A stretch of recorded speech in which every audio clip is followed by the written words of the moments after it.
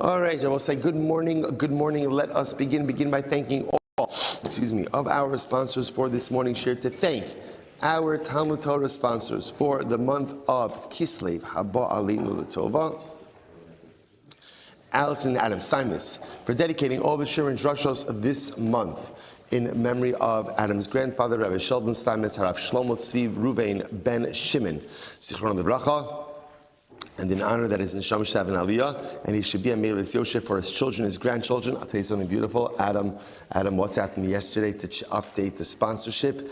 It was 34, and now Kanai Nahara 35 great-grandchildren. Baruch Hashem, you see, and the neshama continues to accrue tremendous zechuyos even when it's no longer in this world. Sammy and Malka Esterson for dedicating all the Shir and Drushos this month in memory of their parents, Yitzchak Leib ben Aaron HaKohen, Sarah Rachel Bas Baruch Avram, Hinda Bas Henech Ephraim, and in memory of their dear family friend, Staff Sergeant Naftali Yonah Gordon Hashem Yikom Damo, fell in Gaza on Erev Chanukah in 2023. Paul and Kathy Pollack for dedicating Shurim and Drushos this month in memory of Paul's Mishpacha, Leah Bas Shmuel, Zachrini Shulamis Bas Shmuel, and Esther Bas Zachariah. Our Daf Yomi sponsors for today, Ayala and Sarah Steinberg, in the schus of continued health and refuah for Shulamis Chana Bas Susha and Jacob and Julie Blumenfeld in memory of Julie's grandfather, Harav Zachariah ben Harav Aryeh Leib Zichron Libracha, on the occasion of his 25th yahrzeit. We hope that on the merit of our Talmud Torah, all of the neshamas will have an aliyah, the families ein nechama, all those who need a refuah shevan together with Kol Cholei Yisrael and HaKadosh Baruch Hu Sh'nei Meretz Hashem shower brachas and besoros tovos upon Am Yisrael. With that, let us begin. We have a lot to do today. Today's daf is Pei Aleph, a really exciting, really exciting daf. Just everything is exciting this morning, right? Very exciting daf ahead of us today as well. We left off yesterday on Pei Amud Beis at Tashma, the last Tashma actually, which is 2, 4, 7 lines up from the bottom. So for both of you, remember again, we are in the midst of nothing less than a dramatic machlokes about para aduma waters. So remember again, what was the case that we had in yesterday's? You have a flask, para aduma water. People carry around all different kinds of flasks, right? There's a flask of para aduma water. What ends up happening over here? Regular water gets mixed into the para aduma water. What is the impact on that? So remember again, Rabbi Eliezer says, no problem, just sprinkle twice. Just sprinkle twice and you are good to go. It's totally puzzle. Now, both say, if you remember again, so the idea over here is the Rabbanon were pretty easy to understand, right? Why? Because what was the position of the Rabbanon? It was really made up of 3 parts. Number 1, yesh bila. What does yesh bila mean? That when liquids mixed, they fully and comprehensively mix together. That's number 1. Number 2 is, and therefore, number 2, haza'at tzricha shir. There is a requisite amount of water that needs to be sprinkled for the para aduma. And number 3, ultimately, again, shir ve'im mitzaref l'azos, and independent sprinklings do not combine to form the collective amount necessary for sprinkling. So when you put that all together, that makes sense. According to the Chachamim, once regular water gets mixed in with paraduma water, the whole thing is invalid. Okay. Now, I said, but what's the pshat with Rabbi Eliezer? What is this 2 sprinkling? I don't understand. Why does 2 sprinklings work if one is not going to work? So again, that was a 3-way machlokes: Lakish, Rava, and Rav Ashi. So the Gemara really seized upon the position of Rav Ashi a lot, right? Because Rav Ashi ultimately said that ein bila. Ultimately, again, there's no bila, which means that liquids do not comprehensively mix. Therefore, do 2 hazos, 2 sprinklings, and you're good to go. The Gemara then really kind of tore into Rav Ashi and kept challenging him. So that's where we left off yesterday. There are 2 more challenges to Rav Ashi before we finish this up. This is our Mishnah, right? Again, I will say this is in the mixture of sacrificial blood. So let's say if you have 1 application blood that gets mixed in with other 1 application, what's the halacha? Yinatnu b'matana achas. Okay, so do a blood application and you're good to go. The amrit ein bila, but if you say ein bila, like Rav Ashi said, right? If you say ein bila, that the liquids don't mix together, then what does 1 application do for you? Maybe because you're only doing 1 application, you end up applying one of the bloods and not the other. Says So we'll say, so if you remember again, the Gemara said, this is the answer the Gemara kept giving, that really you have a 1-to-1 ratio mixture. And therefore, if you end up doing one application from each of the bloods, from each of the bloods, right, then ultimately, again, you end up both that are contained within the mixture. Okay, matan arba, matan arba. So again, these are all just questions that are lobbed at Rav Ashi. Matan arba, matan arba. Next case, remember again, you have a 4 application blood that is mixed in with another 4 application blood. So again, it's the case where again it's a 4-to-4 ratio measurement. Therefore, once we do the application, you ensure that everything gets placed in the mizbeach. Matan arba, matan achos. What about a 4 application mixed together with the 1 application blood? Top of Pei Aleph, v'chi tema, 81a, v'chi tema, hachanami benes ariv abba achos. See, if you say again that over here it only got mixed in with 1 measure of 1 application blood. The Gemara says, "Ihachi amar lo Rabbi Yoshua harehu over abal tosif." Rabbi Yoshua said the problem is, if you remember, this is Rabbi Yoshua's answer back to Rabbi Eliezer. Yes, in the Mishnah, how 4 applications, after all, halacha l'maisa, it's bal tosif. But if there's only 1 measure of the 1 application blood, then bal tosif is there. The Gemara says, bal tosif, hey mehecha, ela amar Rava. Rava says, Rava reframes this whole thing, right? Rava reframes this entire conversation. In reality, bebalul lo pli. They're really not arguing about yesh bila, ein bila. That's not what they're arguing. It says kipligi bekosos. In other words, the argument will say, remember, yesh bila or ein bila really only applies when the blood itself is mixed together. Rav Ashi suggests, what's their machlokes? Their machlokes is where cups get. In other words, you have individual cups that get mixed together. Rabbi Eliezer islay rowan, the Rabbanon leslay rowan. So we'll say, remember again, we had this. No. Rabbi Eliezer subscribes to the concept of rowan. Now we'll say, what's rowan? So remember where this came up? This came up in a case where, let's say, you have sacrificial blood, what we called lamala and lamata blood that got mixed together, right? So let's say we're going to say, which cup is up lamala? Which cup? Chatos, right? Everything else pretty much is lamata, right? So you have lamala and lamata blood mixed together. So what Rabbi would say? No problem. Do the application lamala and then do the application lamata. What about the fact that you're putting the blood in the wrong place? Rabbi Eliezer said rowan. What's rowan? We view, let's say when you're doing the blood application lamala, we view any lamata blood as if it's water. As if it's water, and vice versa. When you go ahead and you do the applications lamata, we view the blood as so. Rabbi wants to suggest that the point of contention over here between Rabbi Eliezer and the Rabbanon is whether or not you subscribe to the concept of rowan. Rabbi Eliezer clearly subscribes to it. The Rabbanon don't subscribe to it. Or Rabbi says, hold up. Tell me that there's no machlokes by bila. Is that true?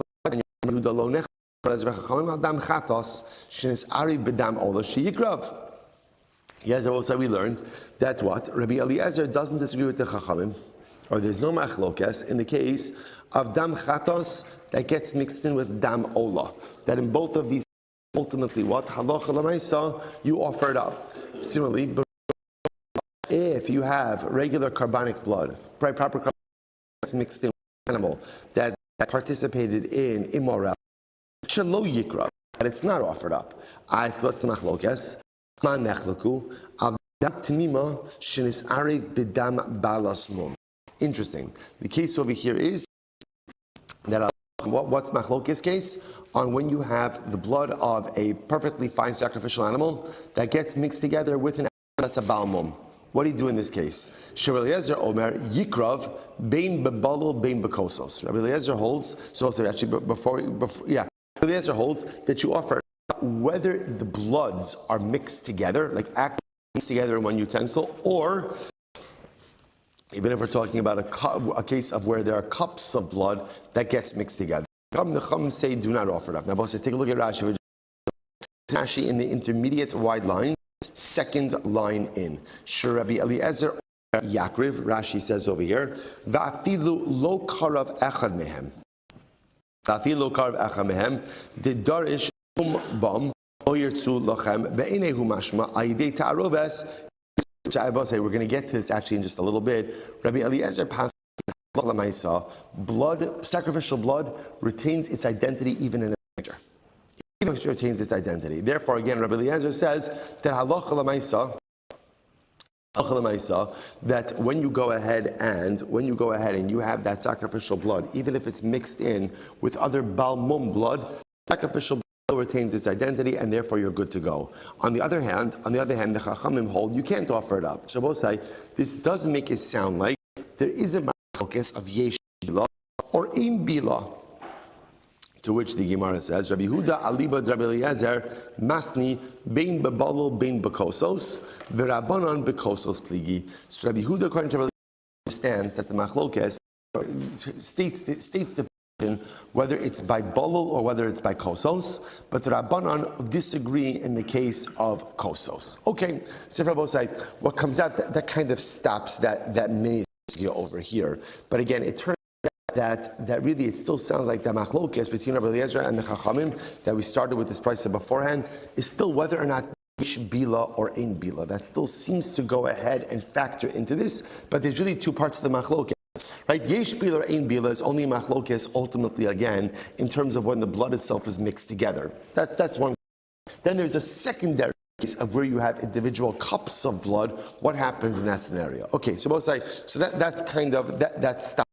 Before we go on, I was just very interested in this paraduma case. So what is the halacha ultimately again when it comes to paraduma? In other words, if you have we'll call it mundane or regular water that gets mixed in with paraduma water, so what's the halacha? What's the halacha? What's the impact of that? So listen to this. So the Rambam in Hilchos Paraduma, Perek Tes Halacha Ches says as Mayim Mukdashin Shenis Arvu Bohen Mayim Achirim Kolshu. So this is the have paraduma water and regular water gets mixed in. Afilu mayim shenismalu lekidush. Now again, I both say, remember, how do you make paraduma? How do you make paraduma mixture? So remember again, you take the ash of the paraduma and what do you mix it with? Mayim chaim, right? Which is water from a source, well water, spring water, right? So now I have my paraduma water. The Rambam says, let's say you have mayim chaim. Any additional water that gets mixed in, hari elu psulin. The paraduma water is pasul. So both say, so we pass like the Chachamim, that if any foreign water gets mixed into the paraduma, but here's the chap of the Rambam, even if it was water that was originally drawn, take a paraduma. In other words, let's say I go to the well, I take mayim chaim, I take a bucket of mayim chaim, of spring water for the paraduma. I mix up the paraduma, I've got some water left over in my bucket.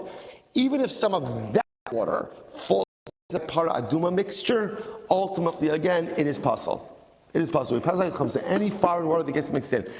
By the way, get ready for this. This is why I don't even know. I'm not sure where these gemaras are. I don't know where the paraduma is. I don't know where the Mishnah is. I don't know the gemara paraduma. Listen to this. This is wild. The chain is not the. It's just this is bonus material. You're welcome. This is v'chein im yarad l'hal. Hare elu psulin.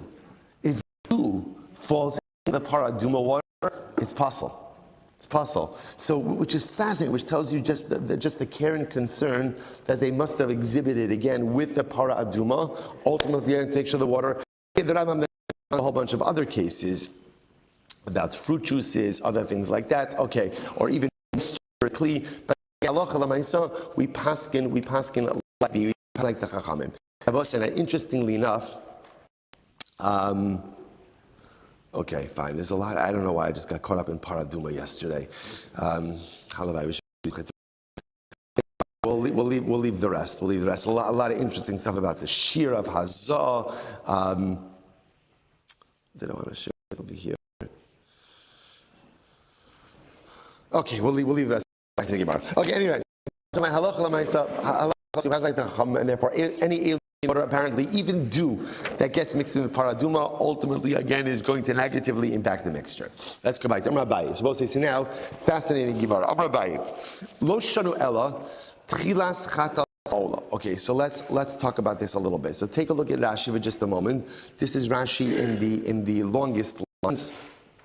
Second line in lo shanu the chatos va'ola de masnisin de la'el. Do'amri rabbani yishatech la'ama ela tchilas chatas. Well, remember again, here is the case. Remember again in the Mishnah, we had the following situation. We had the case of where you had the blood of, let me find it in here, of chatos that gets mixed in with the blood of ola. So if you remember again, what was the halacha? Actually, this is just the beginning of the Mishnah, right? So if the blood of chatos gets mixed in with the blood of ola, what's the halacha? The chachamim say, pour it out, and Rabbi Eliezer says, do the application. So look at that Rashi. Hach plukta de chatos va'ola de masnis in the la'el, tamri rabbanan yishapech la'ab. Ella betchilas chatos va'ola, shenis arvu lufnei matan dam. Bahi pasli rabbanan de lesle ruin va'asr l'shanos es makoman loses es ha'ola lamala minachot mipnei hechsher chatos. So listen to this. So when you have the chatos and the ola mixed together. So remember again, the chachamim say pour it out, and Rabbi Eliezer says no, just do the blood application in different places. What about the blood applications that are in the wrong location? What's the problem? Or how do you deal with that? Rowing. So just to clarify this, when you have a chatos and an ola mixed together, what's the big problem over here? What's our problem? Blood applications. Chatos goes and ola goes lemata. So now everything is mixed together in the same cup, or for that matter, in different cups. Let's keep it. They're mixed together and say, how do I do the blood applications? So remember again, Chachamim say you can't. So because they say you can't, just pour the whole thing out into the channel. It's just no good. Rabbi Eliezer says, yes, you can. But one second, I'm applying the collective mixture above. When I apply it above, what do I do about the fact that the ola blood in there? What's the answer? One word. Rowan. What does rowan mean? We view any potential ola blood that's in there like it's water. Conversely, when you go ahead and you do the blood applications below, so halacha l'maisa again, what about the chatos blood? Potentially it's mixed in there. Rowan, we view it as if it's water. These are holds of rowan, chacham the hold of rowan. Now, by this machlok is very interesting. He says, Lo shon elu, where is this machlok? Yes?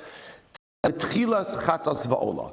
It's only what he calls the beginning of the meaning no blood applications have been done. That's where this machlokes is. This aval sof chatos va'ola every hakol makam ola makam shirayim. This is wild. But I both say, let's say halacha l'maisa. Look at Rashi. Aval sof chatos. It's in lines, fourth line down in the widest lines, the middle of the line. Aval sof chatos shenis arig b'tchilas ola. Shenis arvu shiari chatos b'tchilas ola in kamachlokes. So we'll say, what about the following case? Let's say you have chatos blood, and the blood application for the chatos was already done. So now so we'll say, after you do the blood application with the chatas blood, what is the rest of the blood called? What is it called? Shirayim. So let's say you have shiorei chatas that gets mixed in with ola blood. Shiorei chatas is very shiorei chatas that gets mixed in with ola blood. Abaye says, listen to this, there's no machlokes. Why? This is going to blow your mind. Why not? Listen to this. He says, however, about sof chatas, he calls it sof chatas. Sof chatas means the primary blood applications have already been done. All I have is leftover chatas blood. So if leftover chatas blood gets mixed in with ola blood, everyone says no problem. Why? Because makom ola, makom shirayim. Because what do I have here? Ola blood and shirayim blood. And guess what? Ola blood and shirayim blood go in the same place. Now both say, where is Shirayim poured out? Okay, that's just interesting. Right? So Abaye is saying, pretty much, a Shirayim blood is poured out. It has to be poured out on the yesod, on the base. But Abaye says, it's also okay to apply anywhere below the red line. Anywhere in the mountain. Why? Because whatever you put on the bottom of his back is going to what? Is going to trickle down onto the base. So therefore, again, this is fascinating. So therefore, the cloak is when there's application to the blood of the chatos, the blood of the ola. But once you have shiorei chatos that gets mixed in with the blood, Abaye says easy, because they both get applied on the same place, and therefore halacha l'maisa, even Chachamim would agree that ultimately you could do the blood application. Incredible. So the Gemara says, hold up. I'm going to Rav Yosef. Hold up. Hachi Yehuda shiyayim tzrichim itztava. It's not true. Abaye, you are presupposing that shiorei chatas could just be applied anywhere on the lower part of the mizbeach, and they will drip down ultimately again to the yesod. But that's not true. Rabbi Yehuda says, Rabbi Yosef says, Rabbi Yehuda said that have to be poured on the itztava.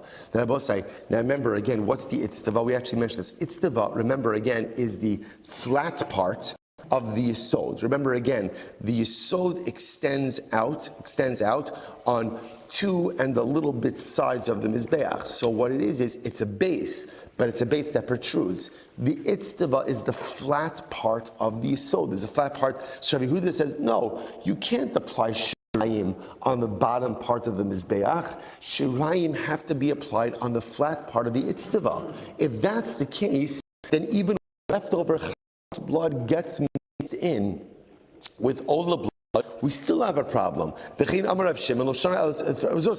here this. Reb Shimon seems to echo Abaye's idea. The machlokes between Rabbi Eliezer and Chachamim is when you have what we'll call an initial chatas blood that gets mixed in with all the blood, meaning that the blood for the chatas blood has not been done yet. That's have a problem. That's why there's machlokes. Aval sof chatas va'ola divrei hakol makom ola makom shirayim. But if you already did blood applications for the chatas, and therefore all you have is shirayim chatas blood that gets mixed in with ola blood, easy, because they're both applied in the same place, or they both in the same place. The lower part of the mizbeach, that's where the ola blood belongs. The chatas blood. Where does the chatas blood belong? Where does it belong? By the base, but no problem. Just apply it on the lower part of the wall of the mizbeach, and it'll trickle down. Rabbi Yochanan, Rabbi Eliezer, no, adayin hi machlokes. Not true. Not true. It's still a machlokes. So both say this is amazing. So it turns out that now both say there is a direct machlokes about the proper placement of shirayim. Where does shirayim go? Now, again, remember, before we got to this Gemara, and life was easy, right? Everything made sense at before 6 o'clock this morning, right? So somebody would ask me on the way in, where does shirayim go? I would have said, where does shirayim go? Yesod. And if somebody would have asked you, does everyone agree with that? You would have said, of course. Now comes along the Gemara and says, no, not everybody. Actually, it's machlokes. What's the machlokes? Everyone agrees shirayim belongs on the yesod. The shaila is, what is the exact placement? So clearly, again, Abaye is suggesting, and sounds like, and Rabbi Shimon is also, or Rabbi Yehuda is also saying that, Rabbi Shimon is saying that halacha l'maisa, you could put shirayim anywhere on the lower part of the mizbeach, and it'll trickle down to where it needs to go, and you're good to go. Rabbi Yehuda is of the opinion that shirayim must be on the itztava, must be placed on the flat part, the flat ledge, ultimately again of the yesod. So dramatic machlokes. And I'll say, obviously, that machlokes is going to impact the machlokes of Rabbi Eliezer and the Chachamim in the Mishnah. So Master of Rabbi Yehuda, credible.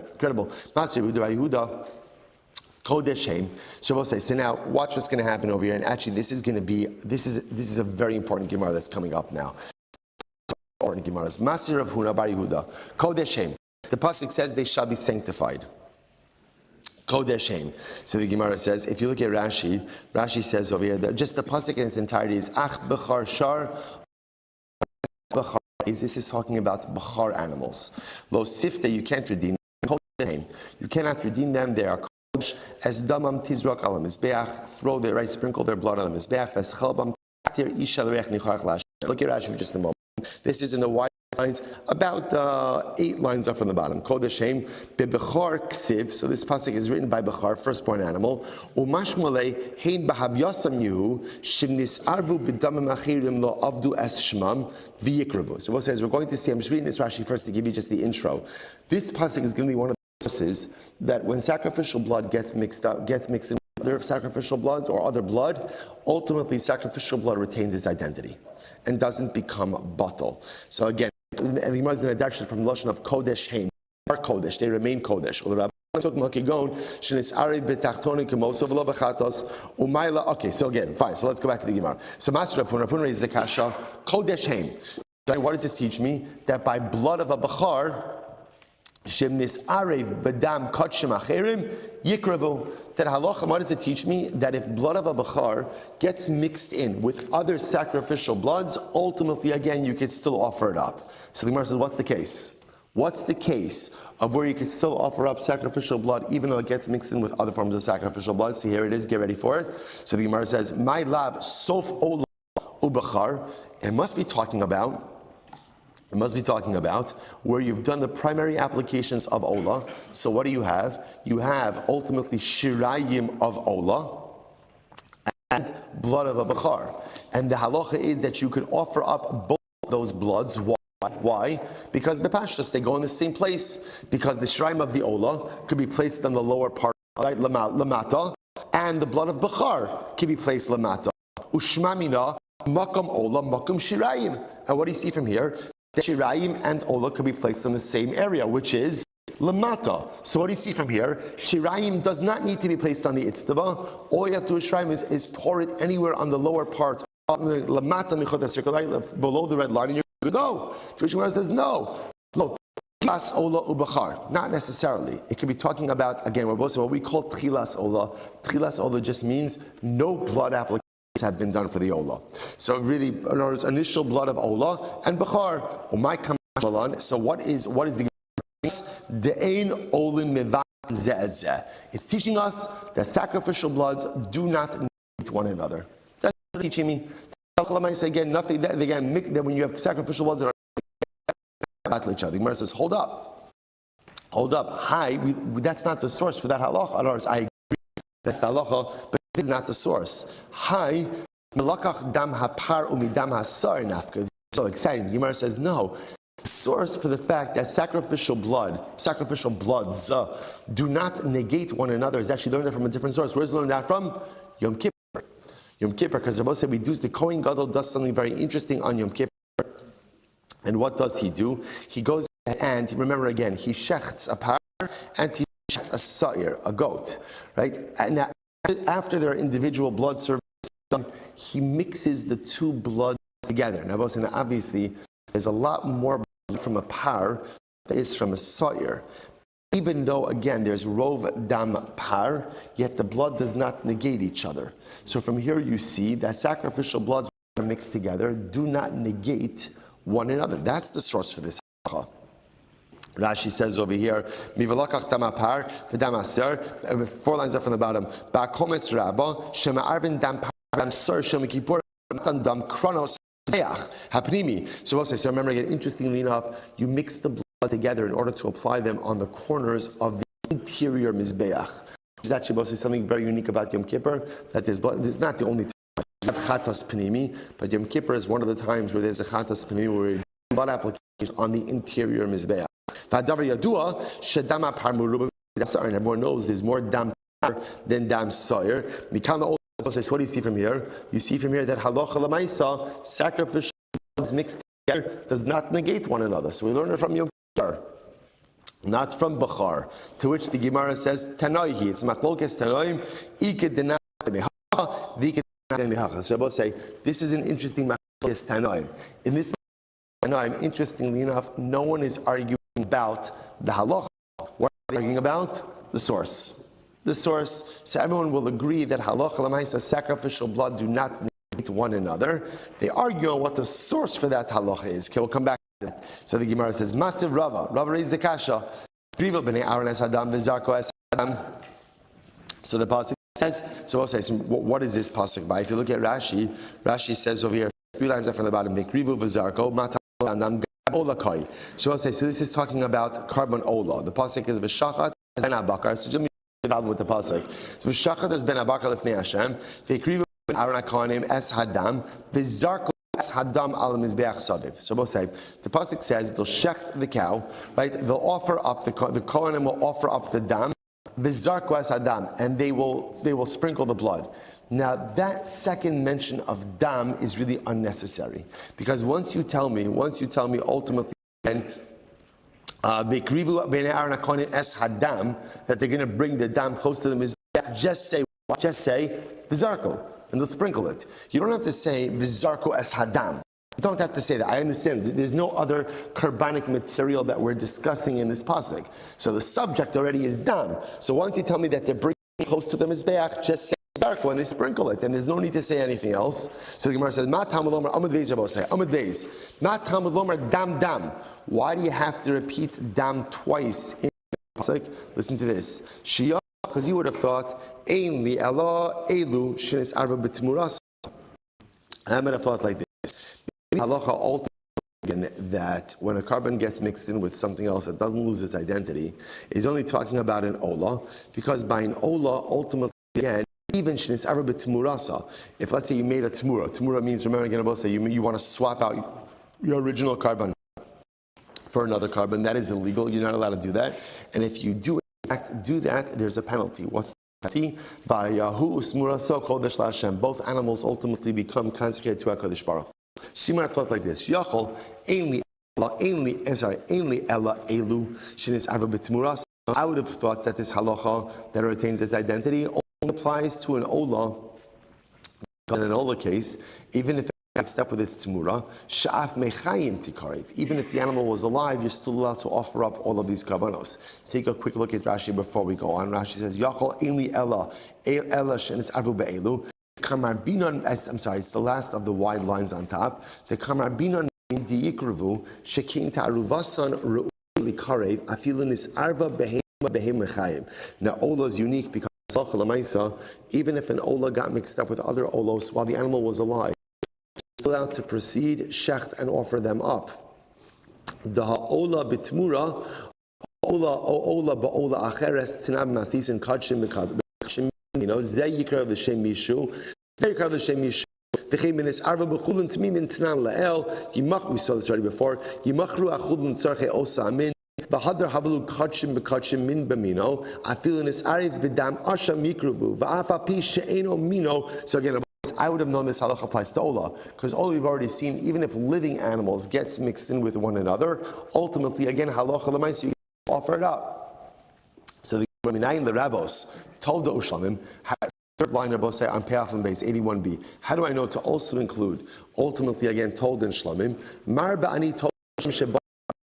So I would include ultimately told in Shlamim in the category of Ola. Why? Because just as an ultimately can become a neder or a nedava, so to again told in Shlamim can also come as a neder or a nedava. Asham. How do I know to include Asham? So Mar Ba'ani Esa Asham, Sheton Matan Dalad Kimos. I include Asham in the category as well. Why? Because Asham is similar to Ola, and then it requires 4 blood applications. Bechar, Umaisu, Pesach Minayin. How do I know to include Bechar, Maiser, and carbon paste? Hamalomar, Dam. Because I learned that from Dam. So again, that whole limud, remember again, was only to show why do I need Dam, right? Why do I need the repetition? So dam comes to expand the carbonos that are included in this principle as a spouse. My love. Now again, remember. So once again, the Gemara is talking about a case where sacrificial blood is mixed with each other, and yet again the sacrificial blood retains its identity, right? And it can be offered together. So the Gemara says, what's the case? My love, Ola ubachar. Are we not talking about a case of Sof Ola? Now, what's Sof Ola? Sof Ola means primary blood applications have already been done. So you have Shirayim of Ola left over with Bachar. And the Gemara is telling me that what? Those can be offered up together. And I both say, why can they be offered up together? Shmamina, Makam Ola, Makam Shirayim. Why? Because again, what I'm saying from here, Shirayim is placed in the same place as the Ola. Where's the Ola placed? Lamata. So to Shirayim is placed Lamata. What see from here? That Shirayim does not require. Rather, again, where does Shirayim go? Anywhere below the Chota Sikra, anywhere below the red line is good for Shirayim. Tirush says, Lo, Tchilas Ola Ubachar. Not true. It's actually talking about a case of Tchilas Ola. No blood applications of the Ola have been done. So therefore, again, it's Tchilas Ola Bachar. The Gemara says, okay. Now again, I will say, now remember, Tchilas Ola Bachar, what's the big Chiddush? My Kamash Malon, what is it teaching us? Here it is. De'ein Olin Mevatlin Ze'edzeh. Once and another source that seems to point to the same principle, that what? Mixed together sacrificial blood do not negate one another. The Gemara says, 1 second. The Gemara says, I don't understand. 1 second, we already have a source for that. Where is the source for that? Yom Kippur. Yom Kippur, we just said before, that what happens by Yom Kippur? The Kohen takes the leftover blood of the par and mixes it together and then does an interior blood application. That teaches us that when sacrificial blood are mixed together, they do not nullify each other. So I don't need this pasuk. To which the Gemara says, you're right. Tanoihi, imachlokis tanoim, ika Some learn it out from here, and some out from here. So it turns out, fascinatingly enough, everyone agrees with the same principle. This sacrificial blood will not negate one another. Not negate one another. What's the machlokes? What's the source? And it turns out, Rabbi said that there are really three sources for this, right? One source ultimately, again, is going to be Har. One source is going to be Ola. And a third source is going to be Yom Kippur. So three different sources of the same rule. Gemara says, now whenever you have something like this simple follow-up question of the Gemara is, so why does everyone agree with the other sources? So here we go. So the Gemara says, so I'll say this is one of these beautiful Gemaras where, again, everyone is agreeing. Now, what I want to point out is, let's finish this up first. V'hani tanoi, so the Gemara says, good. V'hani tanoi, mivelakach midam apar midam asar lo yalfi. So we'll say, so the other two opinions, they don't like to learn out from Yom Kippur. Right? Why not? Kasavri in because Rabbi say this is actually fascinating, and this is a different discussion. A whole other machlokes. Now, we've been working on this sugya, presupposing that when the kohen finishes his individual blood avodos for the sar and the par, then mixes the leftover bloods together and then does a collective blood application on the interior of mizbeach.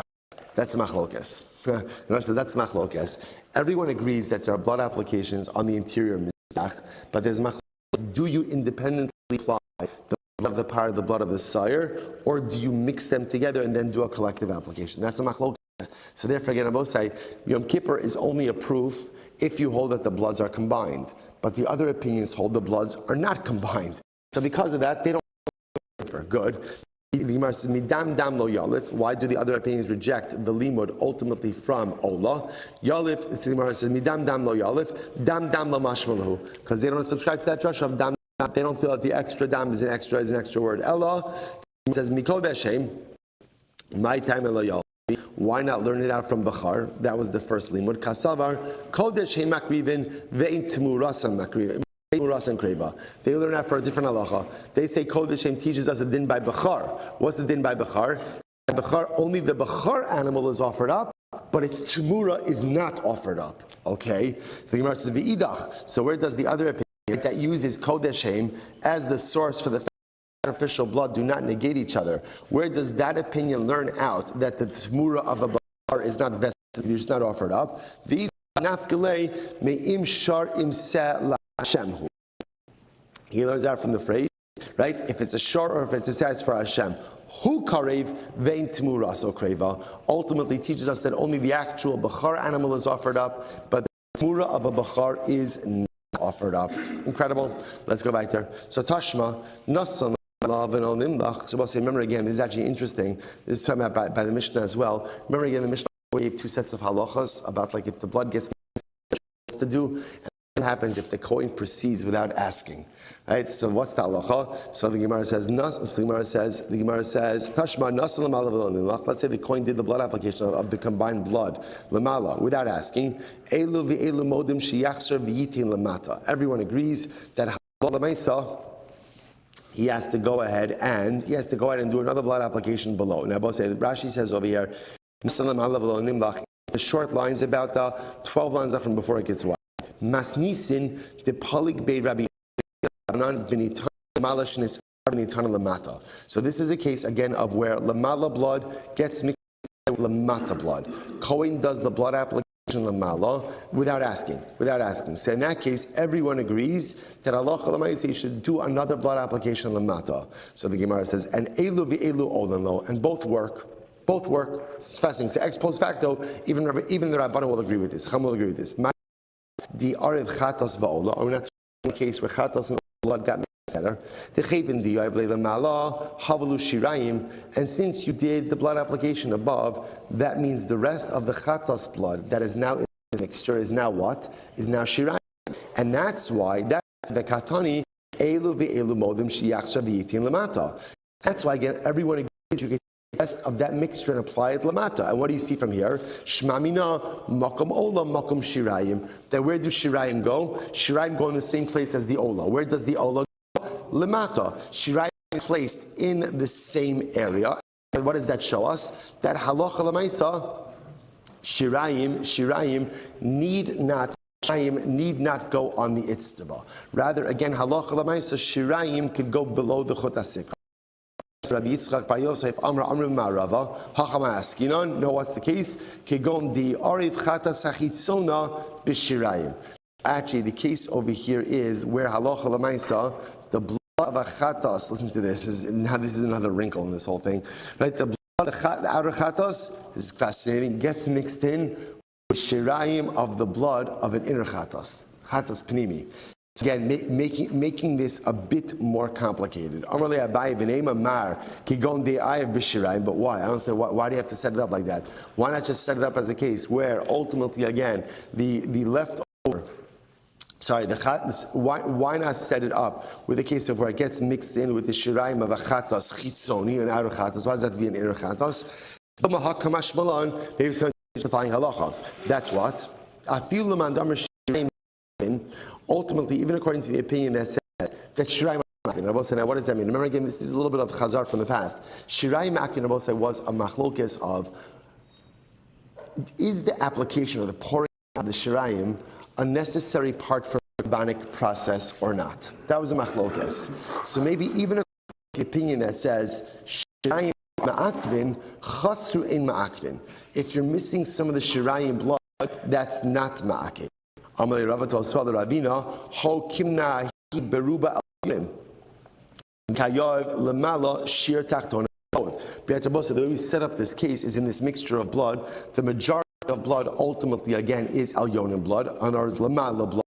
And ultimately again you place the shear ultimately again of the Tachtonim in a little bit. That's what we saw in yesterday's daf. Amalei Hani Mili Laman Damru Meikara Ein Bila Maskana.